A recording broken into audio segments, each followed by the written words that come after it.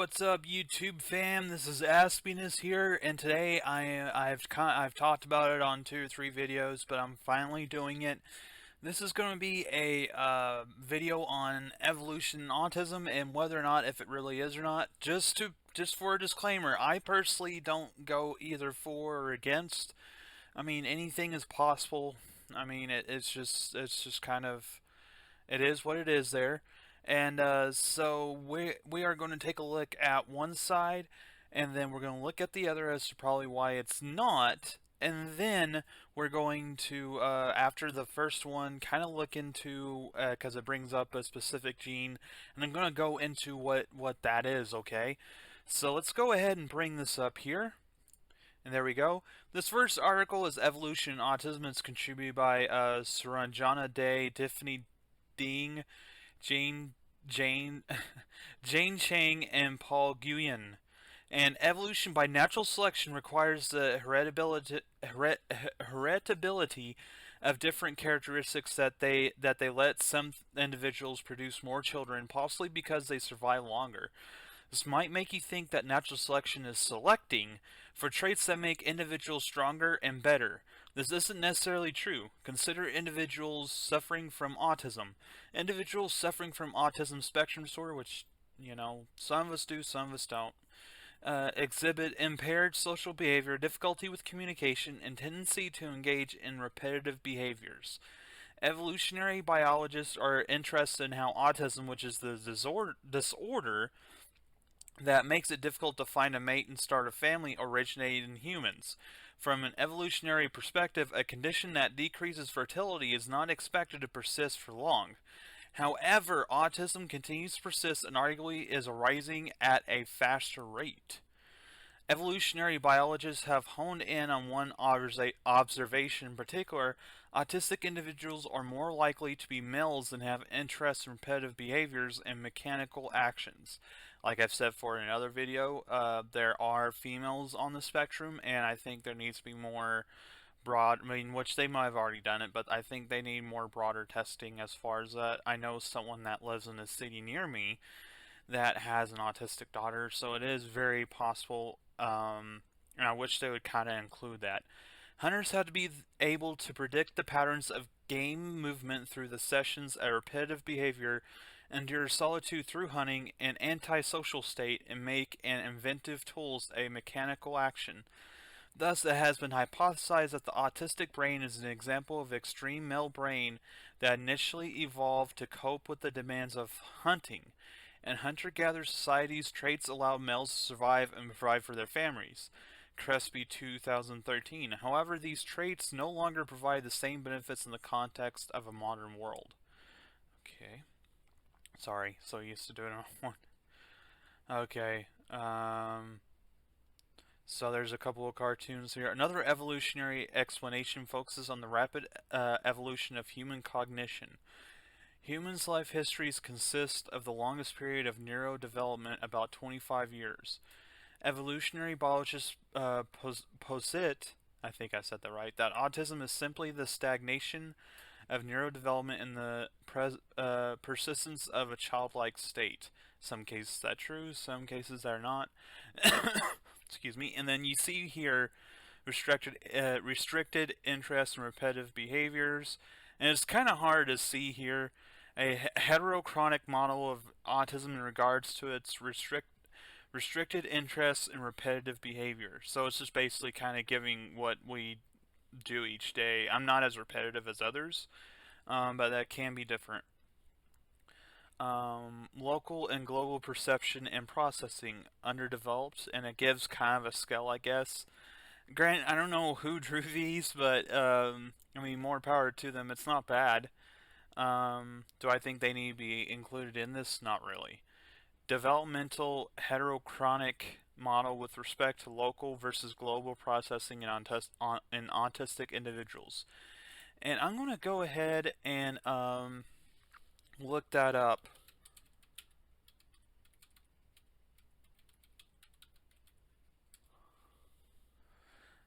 No, not hetero.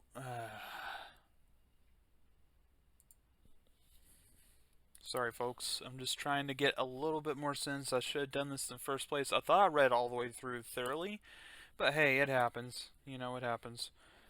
At least we're finding out together, right? Okay, keeps on bringing up heterochromia. So, the evolutionary development biology, heterochrony is a development change in the timing or rate of events leading to changes in size and shape. So it's basically just the study of evolutionary path. Granted, and this is not meant to dig at anybody. I know there's going to be some people that say evolution doesn't exist.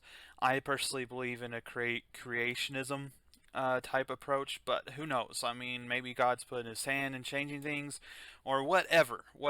But this is more a purely educational standpoint as to why this could be going on, so it's easier to refer to it that way. Um, okay, so let's go ahead and hop back. The hypothesis focused on the observation that autistic traits such as being self-centered, averse to self-interaction, and enjoyable repetitive behaviors are similar to characteristics, I promise I can talk, of a 3-year-old child. According to this hypothesis, as the genes that control life history have evolved to give humans an extended childhood, they have also become more susceptible to deleterious mutations that result in the exaggerated childlike state seen in autism. Pleger et al., 2011. Furthermore, the AUT2 gene, which I'm going to cover after I read this part, has recently been implicated in the origins of ASD. In general, the AUTS2 gene appears to play a role in the rapid evolution of human cognition, and this is why I thought it was interesting, because of the fact that yes, there are going to be certain things that happen and it causes issues, but there's so much more that can be gained. I mean, I know I said it before, the military for certain aspects in the field are allowing autistic people to enlist, and a lot of them are doing stuff that deals with technology and other things like that. So I mean, there is a very broad spectrum of possibilities here, um, which suggests the same genes that may be favorable in terms of cognition can also impact non-beneficial traits. Oxenberg et al. 2013. These observations suggest that ASD could be an evolutionary byproduct of a rapid evolution of human cognition. So what I'm theorizing here is that what this article is talking about is how, even though we're reverting kind of back to this a little bit more simplistic, hunter-like brain in a way, there are some parts of us that are the human cognition is starting to become more rapidly available, a lot more rapidly out there, and that's why they're considering it may be a possible offshoot of evolution, because of the fact that we can look at an outside perspective and see things in a lot different approach, which is always helpful in a situation no matter what you're in. I mean, that's just true. And then we're going to go ahead and switch to, we're not going to look at that, that's just silly.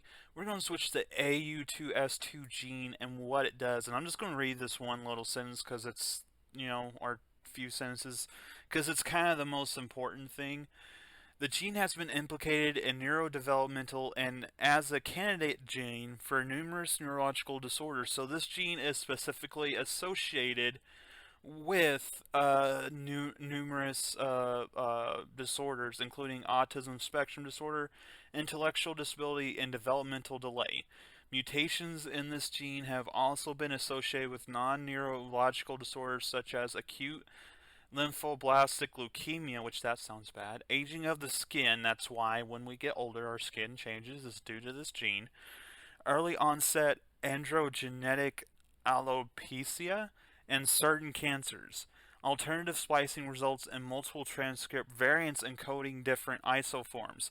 That last sentence there might be a why they brought in the AUTS2 gene into this article, because of the fact that maybe during the process of developing it, or being born with it. The variance is what gives us that little edge there to not be completely, for lack of a better term, like a caveman. Um, where we're able to see things differently, and we're able to, for lack of a better term, quantify a better solution in a way.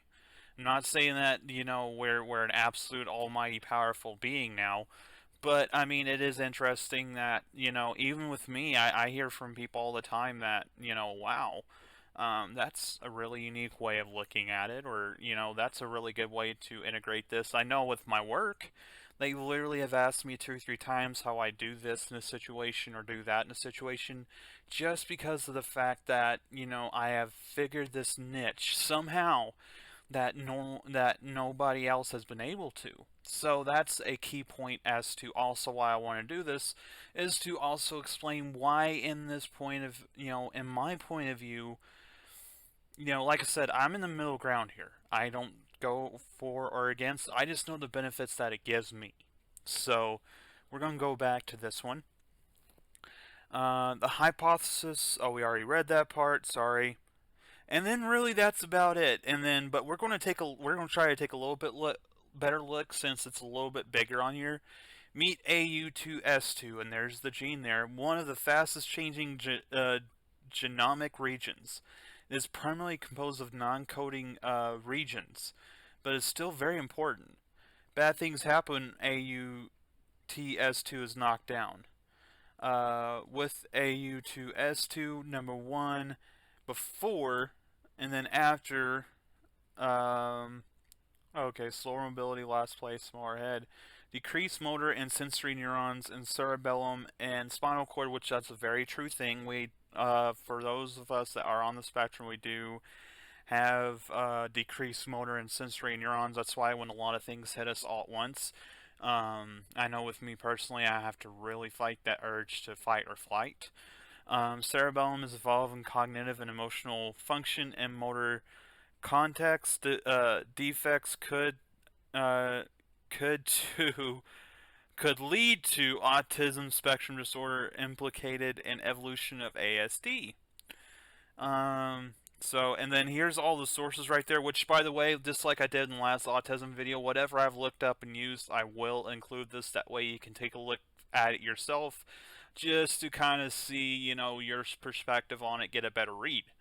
Okay, so we're going to go to this one. This one's kind of like the counter argument here. And then let me scroll up. I do apologize. There is a lot to this. I might just kind of pick and choose as we go along. Is Autism the Next Stage of Human Evolution by Adam Hunt. It was written in April 3rd, 2020, so a little bit over a year ago, a year and 4 or 5 months. Author's note. Every story of autism is different. Nuances are lost in these sorts of short pop-sci articles. What follows will be relatable to some, offensive to others. Nevertheless, I believe the core ideas are important and all too unconsidered. That last word, unconsidered, is very true. No matter if you're for or against this, for or against anything, period, there's always going to be an unconsidered approach to anything that you're doing, or what people are doing, period. The people that are reading it.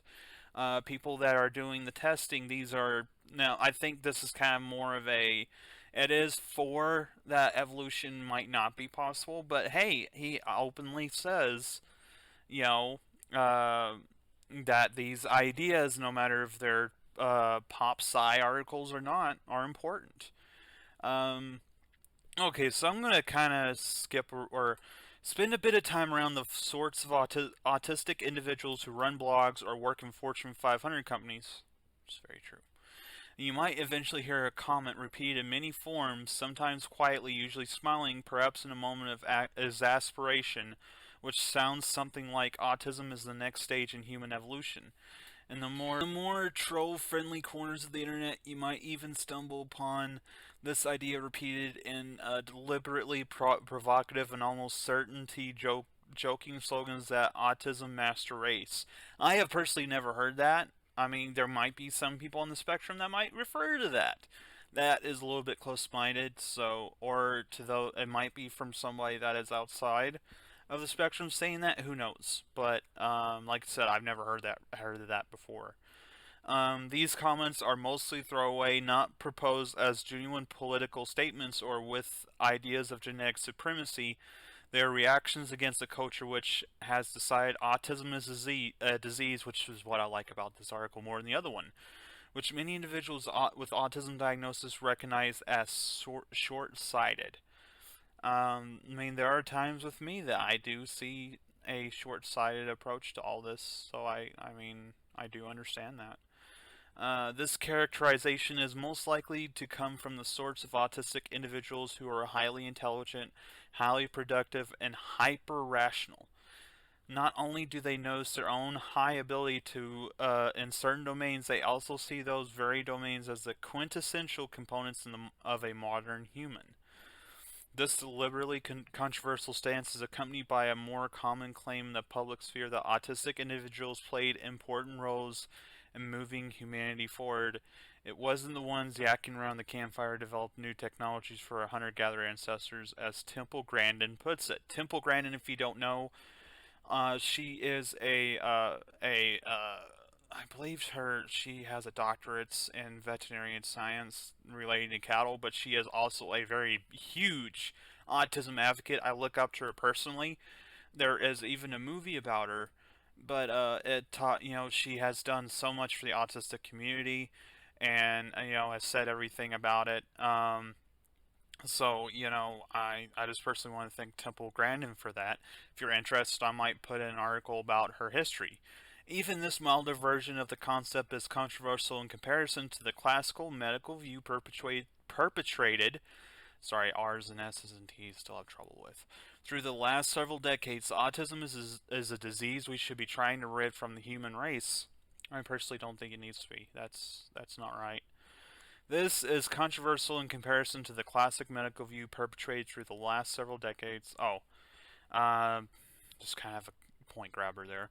I thought I'd lend my tuppence to this idea as it's directly related to my research over the last 4 years.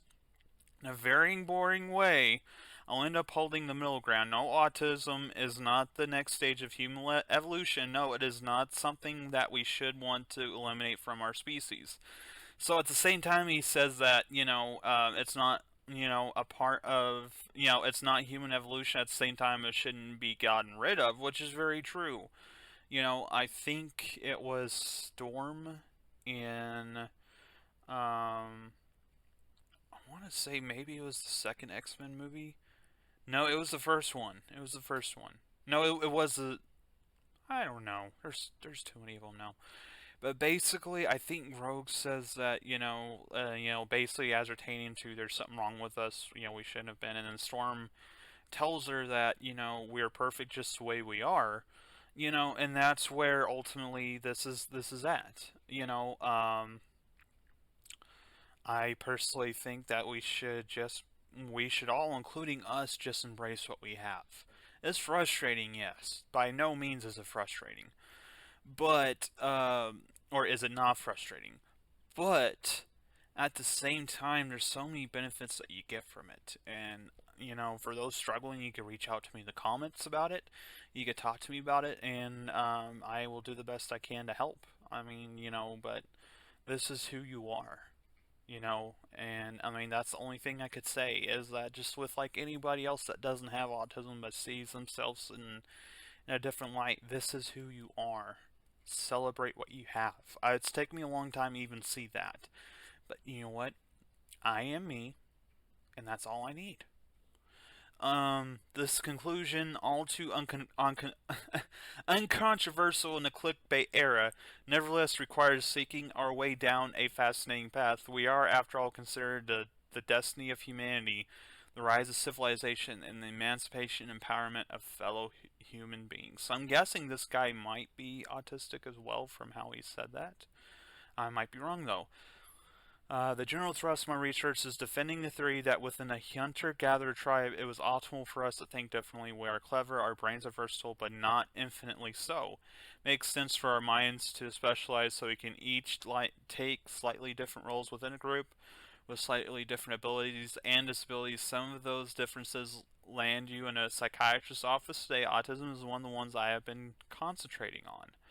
Although the current diagnostic criteria is wide and so includes many individuals who carry what would be considered genetic diseases rather than adaptations, the majority of autism spectrum is made up of individuals whose conditions can be better explained as evolutionary speculations in cognition.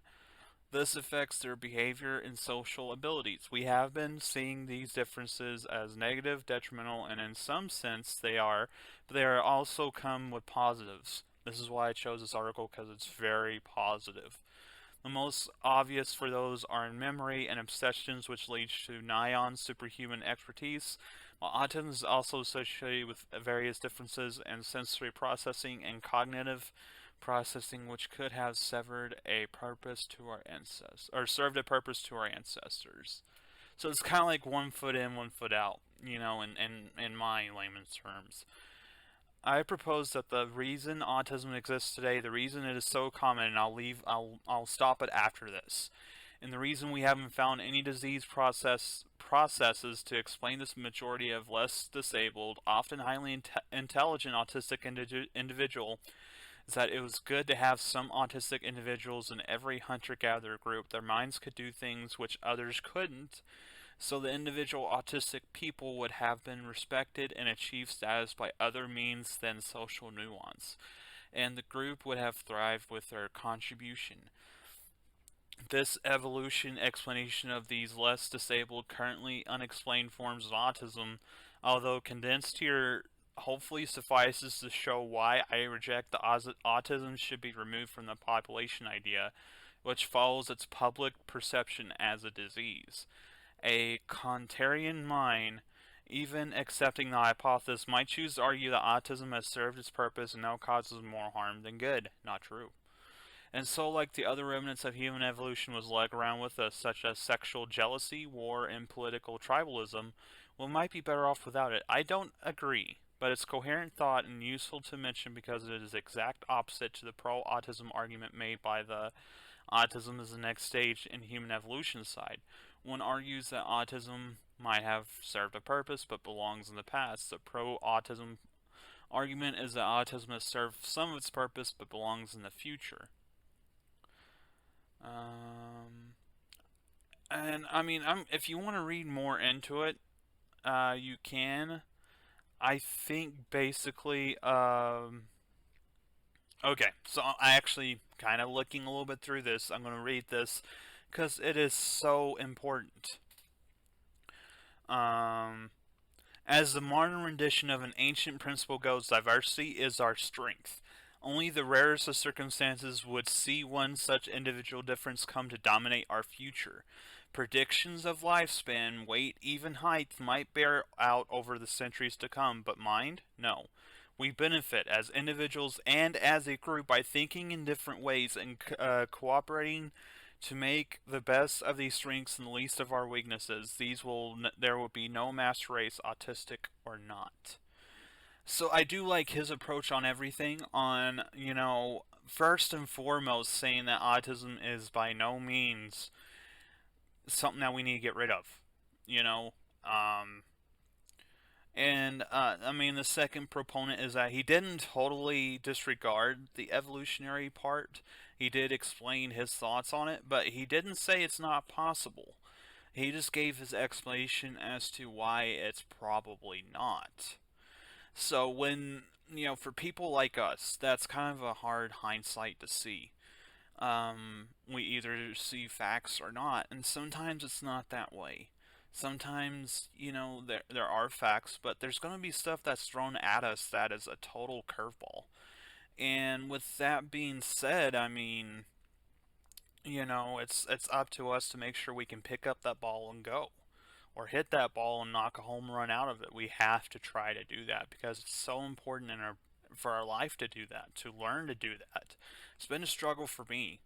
It has undoubtedly been a struggle for me when I was younger to think outside of my perspective, and I'm still caught up in it every now and again, but I do try to think in others' point of view, how this situation would apply. Sometimes I'm totally friggin' wrong. And it shows. But I don't mind saying, okay, I was wrong. Let's do it this way. Most of the time, it's relatively fast that I do that. Um, and I mean, for those that aren't that comfortable yet, it's going to come, no matter what age you're at. As long as you work hard and do the best you can, you're going to get there. Remember that. And I mean, my last part, which I've said 2 or 3 times, no, I don't think we need to get rid of autism. I think we need to find a way to alleviate some of the negatives in it. Maybe bring those that are lower on the spectrum up higher in a way. I mean, but they're beautiful just the way they are. It's the same as we are, or as any human being is. Doesn't matter what race, sex, preference, anything like that. We are each beautiful just the way we are. And, that's another step for autism is that, for anybody that has taken their autistic, journey, for either a parent that has a child or the child itself or a friend of the person, is that, help us with that. Help us see that perspective. If it wasn't for the teachers that have, if it wasn't for my mom and dad, my sisters, my brother, my best friends, my, people in my life to show me this way, I wouldn't be where I'm at today. So I plead to those that are not on the spectrum, please be patient with us as we personally evolve and to get to where we need to be. I mean, it's not that hard to give us a little bit of patience. I'm lucky. I've been one of the lucky ones that after high school I found a lot of patient people that have gotten me to this point. Some people are not, and they need that extra help. So please, for the love of God, I think the next video is going to be a little bit more hard hitting. But I think nonetheless, it's honestly more important than this video. It's just I wanted to get something kind of a little bit more theory out of the way than to do this. And as soon as you see it, you'll know exactly what I'm talking about. I'll be going over statistics on it and everything. And then probably today I am going to do a couple more Let's Plays. So keep an eye out for that. And with that being said, as always, YouTube fam, thanks for checking me out. If you thought this interesting or you like my channel, please just show that like button some love, and gently pet that subscribe button, because I promise you, even if I'm not getting the views or anything like that, I'm going to keep this up because of the fact that I'm not doing this. I mean, I'm doing it for enjoyment, don't get me wrong. I personally have been enraptured by all this. But, for one, I want to give people something back to the world that's fun, which is doing Let's Plays. Because who doesn't like to watch silly hijinks of someone playing video games? I know it's relaxing for me. And the second part is that I want to continue on with this autism outrage, do topics that, are important. And, that's my main goal. And I just want to thank each and every one of y'all for doing this. And, I personally, and anybody in my life that has gotten me to this point, thank you. I can't say that enough. Thank you so much. My love and respect goes out to you. So, Facebook fam, you have a good day. You take care and much love.